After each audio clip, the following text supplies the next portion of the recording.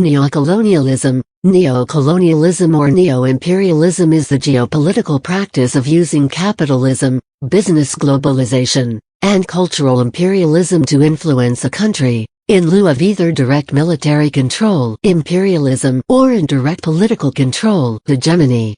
In post-colonial studies, the term neocolonialism describes the influence of countries from the developed world in the respective internal affairs of the countries of the developing world. That, despite the decolonization that occurred in the aftermath of the Second World War 1939–45, the former colonial powers continue to apply existing and past international economic arrangements with their former colony countries, and so maintain colonial control. A neo-colonialism critique can include de facto colonialism, imperialist or hegemonic, and an economic critique of the disproportionate involvement of modern capitalist business in the economy of a developing country, whereby multinational corporations continue to exploit the natural resources of the former colony. The critic may hold that such economic control is inherently neo-colonial, and thus is akin to the imperial and hegemonic varieties of colonialism practiced by the United States and the empires of Britain, France, and other European countries, from the 16th to the 20th centuries. The ideology and praxis of neo-colonialism are discussed in the works of Jean-Paul Sartre, Colonialism and Neocolonialism, 1964, and Noam Chomsky, The Washington Connection and Third World Fascism, 1979. The political science term neocolonialism is widely used in reference to the continued European economic and cultural control of African countries that had been decolonized in the aftermath of the Second World War 1939–45.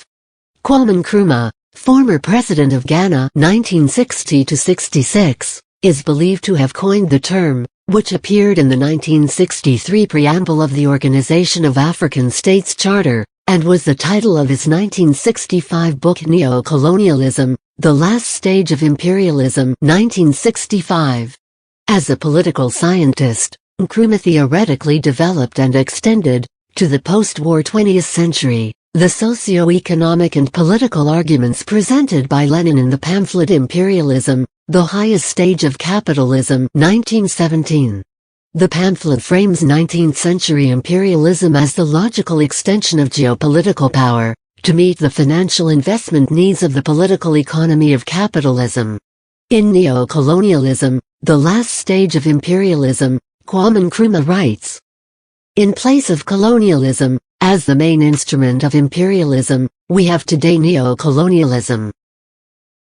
Like colonialism, is an attempt to export the social conflicts of the capitalist countries. The result of neo-colonialism is that foreign capital is used for the exploitation rather than for the development of the less developed parts of the world. Investment, under neo-colonialism, increases, rather than decreases, the gap between the rich and the poor countries of the world. The struggle against neo-colonialism is not aimed at excluding the capital of the developed world from operating in less developed countries. It is aimed at preventing the financial power of the developed countries being used in such a way as to impoverish the less developed.